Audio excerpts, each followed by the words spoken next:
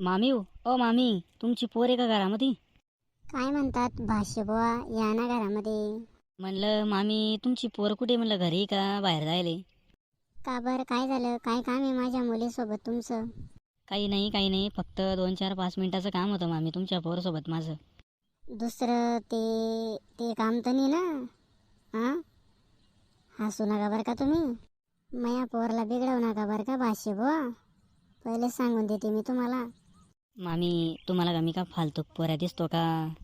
नाही नाही, तुमच्यावर तर लय भरोसा आहे माया. पहिले हे सांगा, तुमचं माझ्या मुलीसोबत काय काम आहे, मला पण सांगा थोडंफार. अहो मामी फक्त 5 मिनिटाचं काम होतं बस. मग ते काम मी करून देते ना, कशाला टेन्शन घेता तुम्ही भाष्यबुवा. मामी तुमचं वय काय, माझं वय काय? अहो भाषेबुवा, तिच्यामध्ये वयाचा काय संबंध?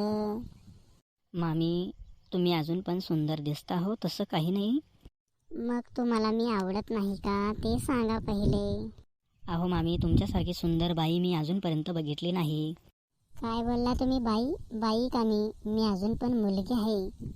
मामी एक सांगू का, तुम्ही लय चपारा दिसता बरं का, लय कडक मस्त. भाषेबुवा, मी 18 वर्षाची वाटते का नाही, पहिले ते सांगा. अहो मामी तुम्ही 18 वर्षाच्या आणि तुम्ही 17 वर्षाच्याच वाटताय मला. मामी पहिले मला हे सांगा, माझे मामा कुठे गेले आहे? तुम्हाला तर माहिती आहे, तुमचे मामा एका जाग्यावर थांबत नाही. तुमचे मामा सतत बाहेर गावी असतात.